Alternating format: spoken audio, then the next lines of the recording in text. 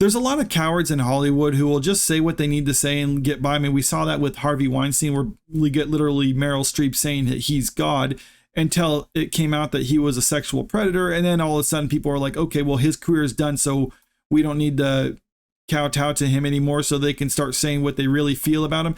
And I'm wondering if we're going to start seeing that with Danny Masterson now that he was convicted of what is indisputably a heinous crime against 2 women and given a 30-year sentence. Now we have seen some other cowardice around that too, with more recently Ashton Kutcher and Mila Kunis writing letters to kind of defend him prior to his sentencing, but after his conviction. So jumping down into this article from Entertainment Weekly, this is shows like a Instagram video that they put out, basically giving their statement on why they wrote these letters to the judge.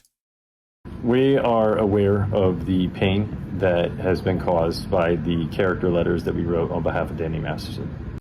First of all, when they're writing, or when people are giving these apology videos online or whatever, I mean, at least give a genuine apology. And if you're gonna like have a written statement that you're basically just reading off of cue cards, practice it a few times. I mean, they're actors; they know how to read lines and memorize lines. Why don't you do that and try to give a better performance? I mean, maybe if they're better actors, they would do that, but I don't know. We support victims. We have done this historically through our work and will continue to do so in the future. I'm wondering if they even wrote this statement themselves, or if like their publicist wrote this statement and then they just read it. I mean, how long did they actually practice this? I mean, was this their first go, or did they do a few takes before they feel like, okay, this is the best one? A couple months ago, Danny's family reached out to us and they asked us to write character letters to represent the person that we knew for 25 years, so that the judge could take that into full consideration relative to the sentencing. I'm wondering if they didn't know that this was, because they're saying it's about the person that we knew for that long. I mean, and they act like they didn't know that this was going on, or they had no idea, but I'm have my doubts and that's the case. And I'll get to that in a moment, but let's just finish what they have to say here. Letters were not written to question the legitimacy of the judicial system or the validity of the jury's ruling. They were intended for the judge to read and not to undermine the testimony of the victims. Or, in other words, they didn't want it to get out that they were supporting him after the fact, but whatever. I mean, they got out because everything eventually gets revealed. So now what are you going to do about it? I mean, you defended someone who was convicted of a heinous crime. Now, if I'm going to be charitable, I mean, there was no physical evidence in the case for the most part. I mean, a lot of it was predicated on testimony. And in the previous trial to this, it was ruled a mistrial because the jury couldn't figure out whether to convict or not.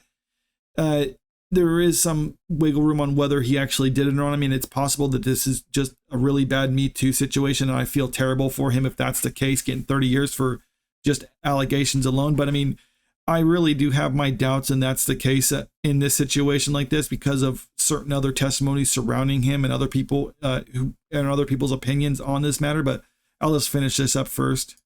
Or reach homicides them in any way. We would never want to do that. And we're sorry if that has taken place. Our heart goes out to every single person who's ever been a victim of sexual assault, sexual abuse, or rape. She wasn't even looking at the camera when she was saying that. It literally did seem like she was trying to memorize. So maybe she wasn't reading cue cards, but either way, the performance wasn't very good. Okay, so that is the end of the video. And the reason I have my doubts that they didn't know, and because I do think that this might have been going on, is situations like this. So people are pointing out that Topher Grace is one of the people on that 70s show who didn't actually write letters in support of Danny Masterson to the judge. And a lot of people are saying like, well, yeah, because maybe he actually knew that this was going on, because keep in mind, these allegations were going on or from around the time that this show was taking place. And maybe the rest of the cast knew what he was really like, kind of like how everyone knew how Harvey Weinstein was. And maybe Topher Grace just didn't want to stand for it and didn't want to be around him, because a lot of people also point out that during the run of this show, Topher Grace was someone who is a bit of an outsider from the rest of the cast. I mean, he really wasn't a part of their group off screen. So maybe people were thinking like, well, yeah, he didn't care for how they were. And then he eventually got fed up with it. And that's why he left the show, notably a couple seasons before the show actually ended. So maybe there's some validity to that. I mean, there's never been any confirmation one way or the other. So we don't know, but there's also this other statement from Leah Remini, who was working with a lot of the accusers of Danny Masterson in this case. And since she left the Church of Scientology, she's basically been working on trying to expose what the church actually does and how basically corrupt they are. And it's more or less a criminal organization, at least according to her and former church members that she talks with in interviews. But this is part of her statement on the matter. For over 2 decades, Danny Masterson avoided accountability for his crimes while Danny was the one sentenced. His convictions and sentence are indictments against Scientology, its operatives, and its criminal leader, David Miscavige. Scientology managed to cover up Danny's crimes with the help of its intelligence agency, the Office of Special Affairs, top church officials, and she names a few, a network of media-hungry, unethical attorneys, private investigators, agents, and civilian Scientologists who engage in conspiracy to cover up crimes of sexual violence.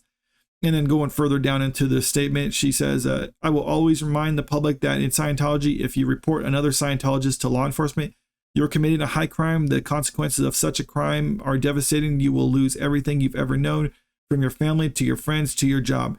And that's one of the things she's also pointed out, was that in Scientology, they basically try to isolate you from anyone who's not a Scientologist. So yeah, they can pretty much isolate you basically from everyone that you've ever known, including your family. Like has interviewed people about how family members have been basically like demonized by their own family members, even like their own children, their own spouses, their own parents, because they left the church or they did something in violation of the church rules or committed some other high crime against the church. And that's why I'm thinking that what Danny Masterson is accused of doing, or actually now convicted of doing, I think there's a little bit more legitimacy to it, because a lot of the people that were or the women that were accusing him were also members of Scientology, so they would have been more reluctant to come forward.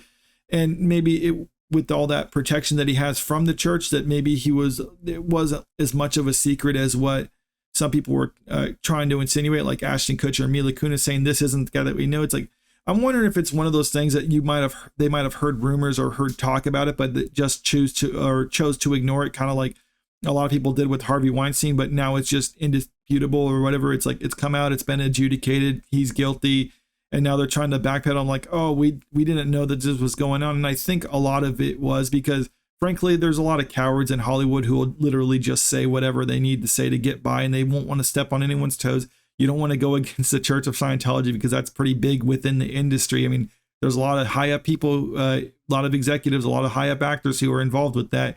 So maybe they'll just try to like keep their head down and hope that it just doesn't affect them in the future. But then you get people who will actually step out of line from the church and talk out and against them. And maybe that's what's more needed, people who are willing to actually take a little bit of a risk, and then you can avoid behavior like this in the future. But let me know what you think about all this in the comment section below. And if you like this video, make sure you click that like button, share the video, and subscribe to the channel if you want to stay up to date with the latest news.